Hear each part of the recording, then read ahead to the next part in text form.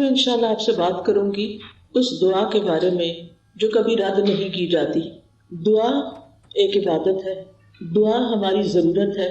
دعا اللہ تعالیٰ سے اپنی دنیا کی زندگی اور آخرت کی زندگی کی ضروریات کے بارے میں التجا کرنا ہے، اس سے مانگنا ہے، اس سے سوال کرنا ہے، اس کے آگے گڑ گڑانا ہے، اس کے آگے اپنی عاجزی کا اظہار کرنا ہے اور اپنے مسائل کا حل تلاش کرنا ہے.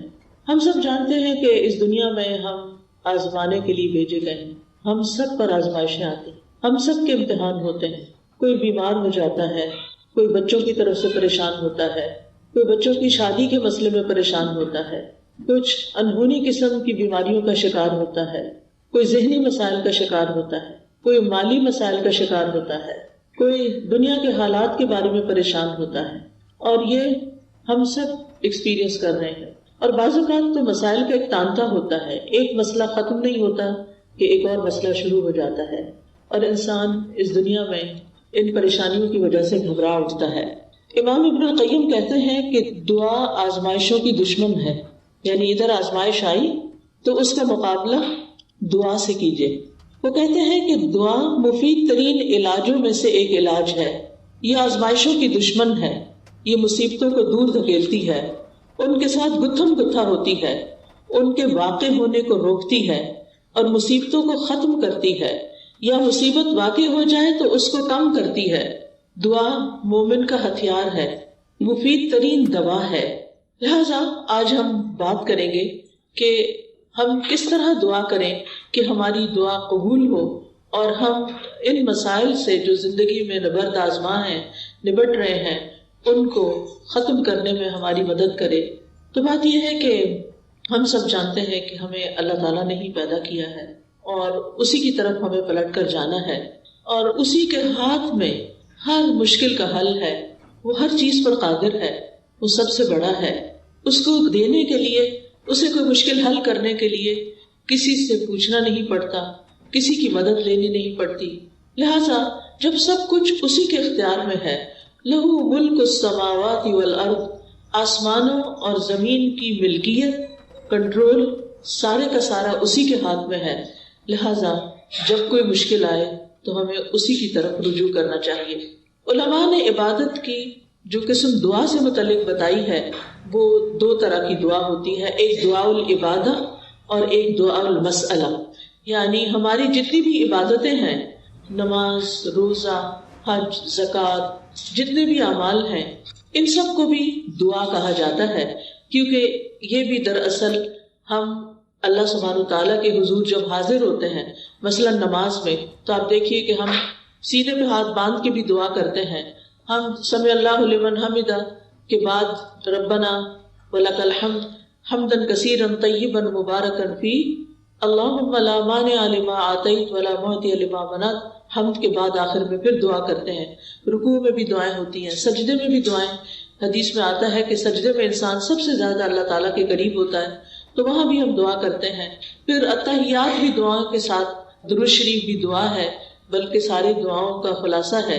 اور اسی طرح قبولیت کا بہترین وقت درود شریف کے بعد نماز کے اندر دعا کرنا ہے، جہاں ہم رب اجعلنی اور دیگر دعائیں پڑھتے ہیں. پھر اسی طرح روزے کی حالت میں دعا قبول ہوتی ہے، افطار کے وقت دعا قبول ہوتی ہے. پھر ہم حج پہ جاتے ہیں تو ہر مقام پہ دعائیں قبول ہوتی ہیں. تو گویا ہماری عبادات بھی دراصل دعاؤں کا ہی مجموعہ ہے، اور وہ بھی دعاؤں کی قبولیت کا ذریعہ ہے. یعنی جب ہمیں کچھ چاہیے ہوتا ہے تو ہم اللہ تعالیٰ کی طرف رجوع کرتے ہیں. نبی صلی اللہ علیہ وسلم کا طریقہ کیا تھا کہ جب انہیں کوئی مشکل پیش آتی تو وہ کیا کرتے؟ نماز کے لیے کھڑے ہو جاتے اور نماز میں پھر دعا کرتے، اللہ تعالیٰ سے مدد مانگتے. قرآن مجید میں آتا ہے وَاسْتَعِینُوا بِالصَّبْرِ وَالصَّلَاةِ، مدد طلب کرو، مدد مانگو صبر اور نماز کے ساتھ. لہٰذا یہ دعا عبادت ہے، اس کا فائدہ انسان کو دنیا میں بھی ہوتا ہے اور آخرت میں بھی ہوتا ہے. دوسری دعا وہ ہوتی ہے جس میں ہم اللہ سبحانہ تعالیٰ سے سوال کرتے ہیں، کچھ مانگتے ہیں، اس کے آگے گڑ گڑاتے ہیں. تو اس کو دعا الطلب کہتے ہیں، دعا المسئلہ کہتے ہیں، جس میں ہم اللہ تعالیٰ سے التجا کرتے ہیں کہ وہ ہماری دعا قبول کر لے. اس کے بارے میں اللہ تعالیٰ فرماتے ہیں وَقَالَ رَبُّكُمُ ادْعُونِي أَسْتَجِبْ لَكُمْ، تمہارے رب نے کہا کہ مجھ کو پکارو، مجھ سے مانگو میں تمہاری دعا قبول کروں گا. ایک اور جگہ پر آتا ہے سورۃ البقرہ میں وَإِذَا سَأَلَكَ عِبَادِي عَنِّي فَإِنِّي قَرِيبٌ أُجِيبُ دَعْوَةَ الدَّاعِ إِذَا دَعَانِ فَلْيَسْتَجِيبُوا لِي وَلْيُؤْمِنُوا بِي لَعَلَّهُمْ يَرْشُدُونَ. اور تمہارے رب نے فرمایا کہ مجھ سے دعا کرو میں تمہاری دعا قبول کروں گا، اور جب میرے بندے آپ سے میرے بارے میں سوال کریں تو بے شک میں قریب ہی ہوں، میں پکارنے والے کی پکار کا جواب دیتا ہوں جب بھی وہ مجھے پکارتا ہے. تو گویا اللہ سبحانہ وتعالی بندے کے بہت قریب ہے. فإنی قریب ایک اور جگہ پر آتا ہے ان ربی قریب مجیب کہ بے شک میرا رب قریب بھی ہے اور دعا قبول کرنے والا بھی ہے. لیکن دعا کی قبولیت کے لیے کیا کرنا چاہیے؟ فَلْيَسْتَجِيبُوا لِي وَلْيُؤْمِنُوا بِي لَعَلَّهُمْ يَرْشُدُونَ. ان کو چاہیے کہ وہ میری بات بھی قبول کریں، یعنی اگر وہ یہ چاہتے ہیں کہ ان کی دعا قبول ہو، ان کی بات قبول ہو، تو پھر وہ کیا کریں؟ وہ میری بات قبول کریں، میرے احکامات کو بھی قبول کریں. تو گویا اللہ تعالیٰ کی اطاعت بہت بڑا ذریعہ ہے دعاؤں کی قبولیت کا.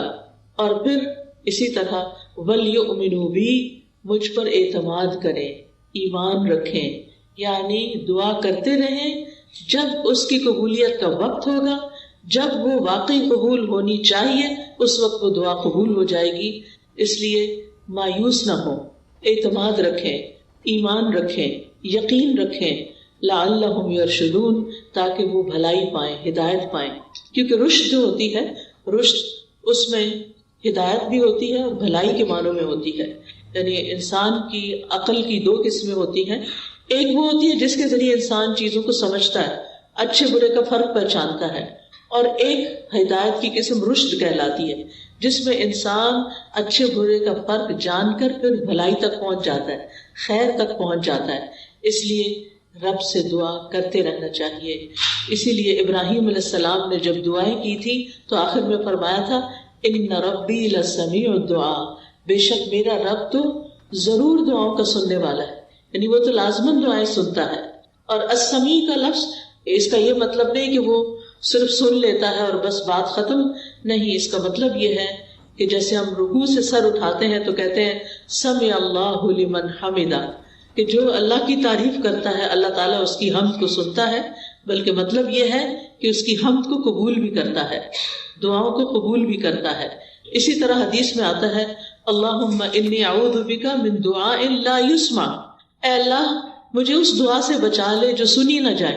تو یہاں سننا قبول کرنے کے معنوں میں کہ ایسی دعا نہ ہو کہ جو تیرے ہاں قبولیت نہ پائے. لیکن دعا مانگنے کا طریقہ بھی درست ہونا چاہیے تاکہ دعا قبول ہو جائے. اس کے بارے میں اللہ تعالیٰ کا فرمان ہے سورۃ الاعراف میں. اللہ تعالیٰ فرماتے ہیں ادعوا ربکم تضرعا وخفیا انہ لا يحب المعتدین، تم اپنے رب کو عاجزی سے اور چپکے چپکے پکارو. یعنی دعا مانگتے ہوئے انسان کے اندر عاجزی ہونی چاہیے، خشوع ہونا چاہیے، انسان کو ہمبل ہونا چاہیے، اپنے آپ کو رب کے سامنے محتاج ظاہر کرنا چاہیے. اور پھر فرمایا وَلَا تُفْسِدُوا فِي الْأَرْضِ بَعْدَ إِصْلَاحِهَا، دعاؤں کی قبولیت چاہتے ہو تو آہوزاری سے پکارو، چپکے چپکے پکارو. اللہ تعالیٰ حد سے بڑھنے والوں کو پسند نہیں کرتا. اور تم زمین میں اس کی اصلاح کے بعد فساد نہ کرو، یعنی زمین میں مطیع اور فرمانبردار بن کے رہو، بگاڑ پیدا نہ کرو. ان رحمت اللہ قریب من المحسنین، بے شک اللہ کی رحمت محسنین سے، نیکوکاروں سے بہت قریب ہے. یعنی اللہ تعالیٰ ان لوگوں کی دعا زیادہ سنتا ہے جو لوگوں کے ساتھ بھلائی کرتے ہیں، نہ کہ ان کے درمیان پھوٹ ڈالتے ہیں، فساد کرتے ہیں اور ان کی زندگی مشکل کرتے ہیں. لہٰذا اگر ہم چاہتے ہیں کہ ہماری دعائیں قبول ہوں تو اس کے لیے بہت ضروری ہے کہ پھر ہم اللہ سبحانہ وتعالیٰ کے حقوق بھی ادا کریں اور اللہ کے بندوں کے ساتھ بھی بھلائی کا اور رحمت کا معاملہ کریں. یعنی ہم چاہتے ہیں کہ ہم پر رحمت کی جائے تو ہمیں کیا کرنا چاہیے؟ دوسروں کے ساتھ رحم کا معاملہ کریں. کہتے ہیں نا ارحموا من فی الارض یرحمکم من فی السماء، تم اس پر رحم کرو جو زمین میں ہے تو تم پر وہ رحم فرمائے گا جو آسمان میں ہے. یعنی اللہ سبحانہ وتعالیٰ تم پر اپنی رحمت فرمائے گا. تو اس سے یہ پتہ چلتا ہے کہ دعا مانگنے کے وقت انسان کا طریقہ کیا ہونا چاہیے. سب سے پہلے کہ گڑ گڑا کے پوری توجہ سے رو کے اللہ سبحانہ وتعالیٰ کے آگے فریادیں کر کے، لیکن حد سے نہ بڑھا جائے. حد سے بڑھنا کیا ہے؟ کہ انسان ایسی حرکتیں شروع کر دے کہ جن کا سنت سے کوئی تعلق نہیں. نبی صلی اللہ علیہ وسلم نے اس طرح کی دعا نہیں مانگی. پھر اسی طرح یہ کہ پوری امید کے ساتھ دعا کرنی چاہیے، پورے یقین کے ساتھ دعا کرنی چاہیے کہ ہماری دعا قبول ہوگی. اللہ تعالیٰ سے نا امید نہیں ہونا چاہیے. وَادْعُوهُ خَوْفًا وَطَمَعًا، خوف رکھتے ہوئے اور امید کے ساتھ دعائیں کرنی چاہیے. یعنی انسان دعا مانگنے سے رکے نہیں بلکہ مانگتا رہے. دیکھا جائے تو اللہ تعالیٰ کو تو انسان کی دعا کی ضرورت نہیں کہ بندہ اس سے ضرور مانگے. یہ تو انسان کے اپنے فائدے میں ہے کہ انسان اللہ سے مانگتا رہے. یہ جو اللہ تعالیٰ ہمیں حکم دے رہے ہیں کہ دعا مانگتے رہو، تو آپ دیکھیے کہ اس میں ترغیب دی جا رہی ہے. اس کو ضرورت نہیں ہے، ہمیں ضرورت ہے، ہم محتاج ہیں. سورۃ فاطر میں اللہ تعالیٰ فرماتے ہیں یا ایھا الناس انتم الفقراء الی اللہ واللہ هو الغنی الحمید. اے لوگو تم سب اللہ کے محتاج ہو اور اللہ بے نیاز ہے، تعریف والا ہے. یعنی محتاج ہم ہیں، ضرورت ہماری ہے اور اللہ بے نیاز ہے، اس کو ضرورت نہیں ہے، اس کو کسی کی محتاجی نہیں ہے کہ کوئی دعا کرے گا تو اس کی شان بلند ہوگی. وہ تو پہلے سے ہی بلند شان کا مالک ہے. ایک حدیث قدسی میں آتا ہے اللہ تعالیٰ فرماتے ہیں اے میرے بندو تم کبھی مجھے نقصان پہنچانے کی طاقت نہیں رکھو گے، یعنی میرا کچھ نہیں بگاڑ سکتے کہ مجھے نقصان پہنچا سکو، نہ کبھی مجھے فائدہ پہنچانے کے قابل ہوگے کہ مجھے فائدہ پہنچا سکو. نہ ہم اللہ تعالیٰ کا نقصان کر سکتے ہیں اور نہ ہی اس کو فائدہ دے سکتے ہیں. اسی لیے ایک اور حدیث میں آتا ہے اے میرے بندو اگر تمہارے پہلے والے اور تمہارے بعد والے اور تمہارے انسان اور تمہارے جن سب مل کر تم میں سے ایک انتہائی متقی انسان کے دل کی طرح ہو جائیں تو اس سے میری بادشاہت میں کوئی اضافہ نہیں ہوگا. یعنی اگر ہم سب کے سب بہت نیک بھی بن جائیں تو اللہ تعالیٰ کو تب بھی کوئی فائدہ نہیں. ہم اپنا سارا مال بھی خرچ کر دیں تو اللہ تعالیٰ کا کچھ بھی فائدہ نہیں، اس کا ریٹرن خود ہم ہی کو ملنے والا ہے. تو بات یہ ہے کہ دعا انسان ہی کو فائدہ دیتی ہے، لہذا دعا مانگتے رہنا چاہیے کیونکہ دعا ایک عبادت ہے. ہم اپنی زندگی میں جتنی بھی دعائیں کریں گے اتنی زیادہ اللہ تعالیٰ کی محبت پائیں گے، کیونکہ نبی صلی اللہ علیہ وسلم نے فرمایا لیس شیء اکرم علی اللہ من الدعاء، اللہ کے ہاں دعا سے بڑھ کر کوئی چیز عزت والی نہیں. یعنی ہم بندوں سے مانگتے ہیں تو وہ کیا ہوتا ہے، ذلت ہوتی ہے، لیکن جب ہم اللہ سے مانگتے ہیں تو اللہ تعالیٰ کے ہاں درجات بلند ہوتے چلے جاتے ہیں، عزت بڑھتی چلی جاتی ہے. دعا کرنے والے سے اللہ تعالیٰ محبت کرتا ہے اور جو دعا نہیں کرتا اس سے کیا ہوتا ہے پتہ نا آپ کو، اللہ تعالیٰ اس سے ناراض ہوتا ہے. جو دعا نہیں کرتا، جو اللہ سے نہیں مانگتا، جو اللہ کے سامنے اپنی حاجت نہیں رکھتا، اللہ تعالیٰ اس سے ناراض ہوتا ہے. لہٰذا دعا کرنے والے اللہ کے محبوب ہیں اور نہ مانگنے والوں سے اللہ تعالیٰ ناراض ہوتا ہے. دعا نہ کرنا تکبر کی علامت ہے. بعض لوگوں کو کہا جاتا ہے نا دعا کرو، تو بہت کر لی کوئی فائدہ نہیں ہوا، یا کہتے ہیں اس کو تو پتہ ہی ہے ہمیں کیا چاہیے، ہمیں کیا ضرورت ہے کہ ہم اس سے مانگیں. نہیں، ہمیں ضرورت ہے اس سے مانگنے کی، اور جب تک ہم مانگتے رہیں گے ہماری نیکیوں میں اضافہ ہوتا رہے گا اور ایک وقت آئے گا کہ قبول بھی ہو جائے گی. قیامت کے دن یعنی ہر دعا قبول ہوتی. کچھ دعائیں دنیا میں اسی وقت دیر اینڈ دین قبول ہو جاتی، کچھ دعاؤں کے بدلے میں اللہ تعالیٰ ہماری کچھ اور خیر بھلائی کر دیتا ہے جو ہم خود مانگ نہیں رہے ہوتے. اللہ تعالیٰ وہ چیزیں ہمیں عطا کر رہا ہوتا ہے جو ہماری اس دعا کی قبولیت سے زیادہ بڑی ضرورت ہوتی ہے، اور کچھ دعائیں ہماری آخرت کے لیے سیو کر دی جاتی ہیں. جب ہمارے عمل میں کچھ بہت اچھا نہیں ہوتا، ہمارے پاس بہت ساری نیکیاں نہیں ہوتی، لیکن ہم کسی مسئلے میں پریشان ہوتے ہیں اور دعائیں کرتے رہتے ہیں، تو یہ ہماری نیکیوں میں اضافے کا ذریعہ بن جاتی ہیں. اور قیامت کے دن اللہ تعالیٰ کے ہاں جو بندہ ان دعاؤں کا اجر پائے گا جو دنیا میں قبول نہیں ہوئی تھی، تو انسان کیا تمنا کرے گا، کاش دنیا میں میری کوئی دعا بھی قبول نہ ہوئی ہوتی اور آج سارے کا سارا مجھے یہی ملتا. ہم سب جانتے ہیں کہ دنیا کی زندگی جو ہے وہ ہماری بہت ہی محدود سی ہے. یہاں اگر ہمیں سب کچھ بھی مل جائے تو بھی ہم دیکھتے ہیں کہ یا وہ چیز ختم ہو جاتی ہے یا ہم چلے جاتے ہیں دنیا سے. یعنی کچھ بھی تو یہاں باقی رہنے والا نہیں. ہمارے پاس قارون کے خزانے بھی ہوں تو وہ بھی ختم ہو جائیں گے، تو بھی ہمیں دنیا سے چلے جانا ہے.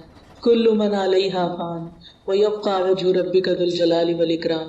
اس لیے کبھی بھی مایوس نہ ہو، مانگتے چلے جائیں، مانگتے چلے جائیں. دعا مانگنے سے کبھی بھی تھکے نہیں. لیکن دعا مانگنے کے کچھ آداب ہیں، کچھ شرائط ہیں، وہ ہمیں ضرور سیکھ لینی چاہیے. اور اگر ہم نے سیکھی ہوئی ہیں تو ضرور دوہرا لینی چاہیے. اور اس کا فائدہ کیا ہے کہ اس سے ہماری دعائیں قبول بھی ہوں گی اور ہمارے دل میں ایک اطمینان بھی پیدا ہوگا. تو ابن قیم نے چند سطروں میں دعا کا خوبصورت نچوڑ پیدا کیا ہے. وہ کہتے ہیں کہ وہ کون سی اہم چیزیں ہیں جو کسی انسان کو دعا کرتے ہوئے معلوم ہونی چاہیے، اور اس کے آخر میں انہوں نے یہ جملہ کہا ہے پورے یقین کے ساتھ کہ جو ان شرائط کو پورا کر کے دعا کرے گا وہ دعا کبھی رد نہیں ہوگی، یعنی اس کی دعا کبھی رد نہیں ہوگی. تو آج کا موضوع بھی یہی ہے کہ وہ کون سی دعا ہے جو رد نہیں ہوتی، یعنی وہ کس طریقے سے مانگی ہوئی دعا ہے جو ضرور قبول ہو جاتی ہے. اور یہ باتیں انہوں نے اپنی کتاب الجواب الکافی لمن سأل عن الدواء الشافی، اردو میں بھی کتاب آپ نے اس کا ترجمہ دیکھا ہوگا دواء شافی کے نام سے. ہو سکتا ہے آپ میں سے کچھ لوگوں نے یہ کتاب پڑھی ہو. بہت ہی اچھی کتاب ہے، پڑھنے کے لائق ہے. میں سمجھتی ہوں جس نے زندگی میں یہ کتاب نہیں پڑھی اس کے علم میں بہت بڑی کمی ہے. اردو میں یہ کتاب، انگلش میں بھی کچھ مختصر سی شاید ٹرانسلیشن ہے، اصل کتاب عربی میں ہے. اگر آپ کو اردو نہیں بھی سمجھ آتی، نہیں پڑھ سکتے، تو کم از کم آپ اس کے آڈیو لیکچر سن سکتے ہیں. قرآن فار آل ایک ایپ ہے جس میں دواء شافی کے سارے لیکچرز ریکارڈڈ موجود ہیں. اس میں سے ایک لیکچر اگر آپ کر کے سنیں گے تو کتاب ختم ہو جائے گی. آڈیو بک ہے وہ، اور چھوٹا چھوٹا میں نے ایکسپلین بھی کیا ہوا ہے اس میں. تو اس سے آپ کو زندگی گزارنے کے بہت سارے پر حکمت ایسے نکتے ملیں گے کہ جن کو اپنا کے آپ کی زندگی میں ایک اطمینان اور سکون پیدا ہو جائے گا. تو بہرحال اس کتاب کا ترجمہ النس اینڈ دا کیور کے نام سے بھی آپ دیکھیے گا ضرور. تو دعا کی قبولیت کے اسباب کون سے ہیں؟ اگر آپ کے پاس کاپی پین ہو تو اپنے پاس نوٹ کر لیجئے، اور اگر نہیں تو دل پہ لکھ لیجئے. سب سے پہلی چیز دل کا حاضر ہونا، یعنی دعا کی قبولیت کے لیے سب سے اہم ترین چیز کیا ہے کہ دل کی حضوری کے ساتھ دعا کی جائے. یعنی مقصد کو حاصل کرنے کے لیے مقصد کو پہلے اچھی طرح سمجھ لینا چاہیے کہ مانگنا کیا ہے. پھر مانگنے کے لیے الفاظ کیا ہونے چاہیے، کیونکہ آپ دیکھیے جتنے اچھے الفاظ سے آپ مانگتے ہیں نا، اور جتنے پیار سے مانگتے ہیں، جتنی عاجزی سے مانگتے ہیں، تو جو آپ مانگتے ہیں وہ آپ کو مل جاتا ہے. آپ کسی انسان سے بھی، کسی بچے سے بھی، مثلا بعض اوقات ایسا ہوتا ہے نا، بچہ آپ کی کوئی چیز اٹھا کے بھاگ جاتا ہے تو آپ اسے کہتے ہیں ادھر آؤ، واپس لاؤ، تو کیا ہوتا ہے؟ وہ اور دور بھاگتا ہے. لیکن اگر آپ پیار سے اس کو کہتے ہیں اچھا یہ دیکھو ادھر آؤ، میرے پاس یہ چیز بھی ہے تمہارے لیے، آؤ، تو وہ اس چیز کو دیکھتا ہے تو وہ فوراً آ جاتا ہے. تو جو پیار کی بات ہوتی ہے نا، محبت کی بات ہوتی ہے، اور توجہ سے بات جو کی جاتی ہے، اس کا اثر ہی کچھ اور ہوتا ہے. بعض اوقات ہم ایسے کرتے ہیں، ہمارے ہاتھ میں فون ہوتا ہے اور ہم کسی سے بات کر رہے ہوتے ہیں تو وہ دوسرے کو کوئی اثر نہیں ہوتا، بچے اس بات کا کوئی اثر نہیں لیتے. تو توجہ، دل کی حضوری، اچھے الفاظ، اور غفلت سے باہر آ کے اچھے سے مانگنا. کیونکہ حدیث میں آتا ہے وَاعْلَمُوا أَنَّ اللَّهَ لَا يَسْتَجِيبُ دُعَاءً مِّن قَلْبٍ غَافِلٍ لَهُ